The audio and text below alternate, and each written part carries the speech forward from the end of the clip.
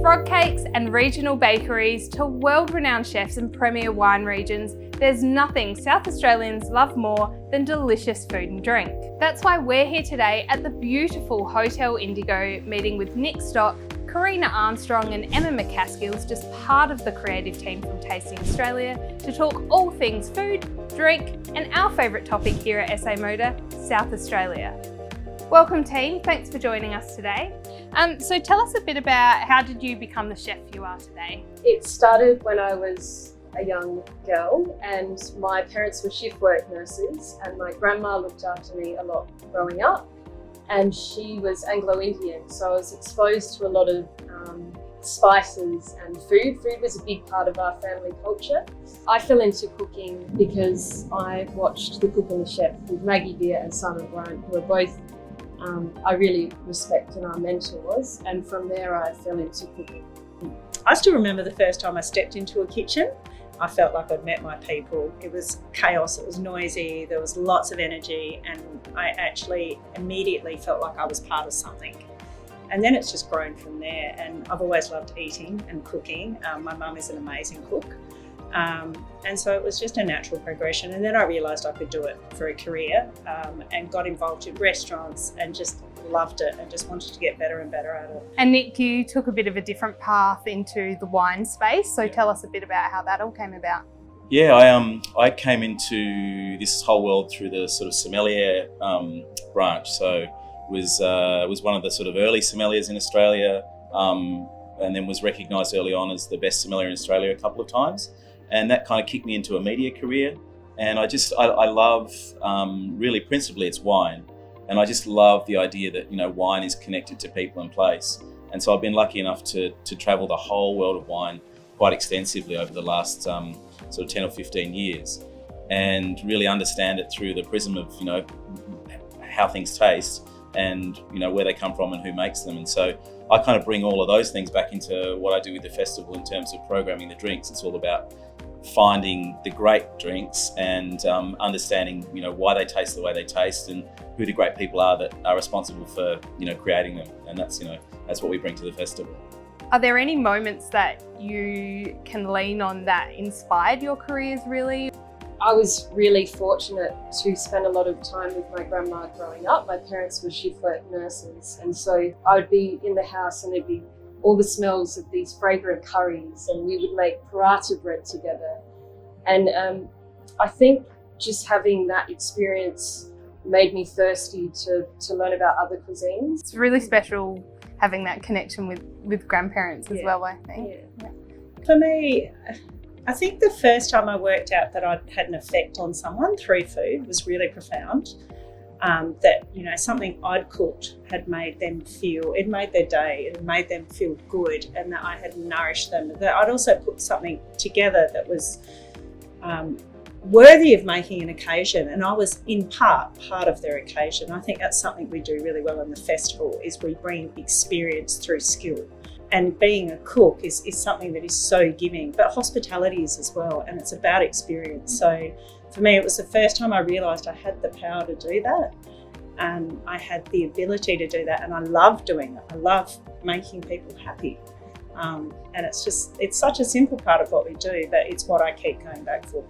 The thing that's really inspired me along the way is meeting, a whole lot of different people that are just so committed to doing their thing, and that's the thing that sort of has always inspired me and kind of continues to inspire me. It's finding those people and then I guess introducing them to the world, or introducing the world to them, and sharing their story and seeing the look on people's faces when you introduce them to something they haven't tasted before, and just watching the light bulb moment literally happen in front of your eyes. And that's really through a hospitality and sharing kind of background, which is how I came into this whole drinks thing. Yeah. You've travelled the state, the country, the world. What have your experiences taught you about South Australian food? What has it highlighted in SA on why we are so special in what we offer? South Australia is so unique because we are authentic, and we have this amazing livable city where you have this proximity to the Adelaide Hills, Barossa Valley, McLaren Vale, Fleurieu, Kangaroo Island, they're all really close. And then even in a wider 2-day trip, you can go to the Flinders and you can see one of the most ancient, beautiful landscapes on the planet. But also, we know our producers. We have this great food and wine community where I can meet the person that made the bottle of wine that we're serving at the restaurant, or I can know my chicken producer and know his or her story intimately. And we have time and we have passion for it as a state. And it's, as part of Tasting Australia, telling those people's stories is so important. Like we're sitting here right now, we're on the rooftop of a great hotel in the city of Adelaide, the Indigo. I can literally see vineyards in the Adelaide Hills sitting right here, right now. There is a proximity to things here, and in other cities you might need to sort of fight your way out of the city to get to somewhere to meet a producer, or a farmer, or a wine grower. But here, like in South Australia, you can literally do it in 15-20 minutes. What are you most excited about for this year's festival? There's so many events that I'm excited about, but the one that I'm most excited about is the Maggie beer dinner.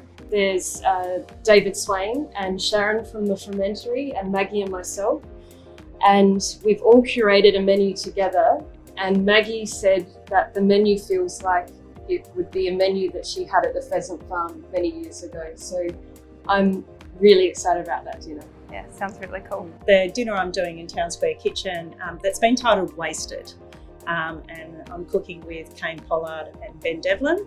It's interesting, we all have our own small independent restaurants. We all have a real focus on using everything, but probably not in a way people think about. If you just think, say, a beautiful scallop from Kangaroo Island that's been, the diver's gone down and grabbed it for us, and normally when you open up a scallop, there's a frill around it, there's roe, and often those parts of the scallop are just discarded. The best way to describe this dinner is that we will use everything.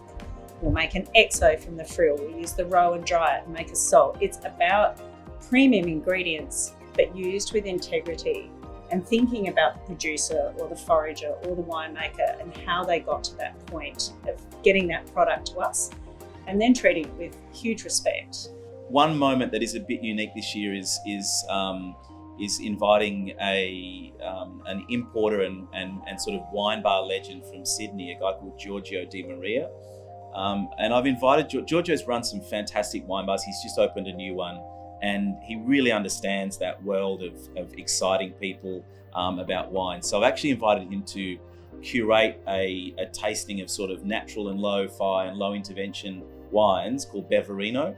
And that, for me, that's exciting because as someone who's kind of across every single detail of all the programming, to just be able to literally give someone the keys to the Ferrari and say, go and make something fun and amazing is cool, because it's like I'm excited to go to that and see what they come back with.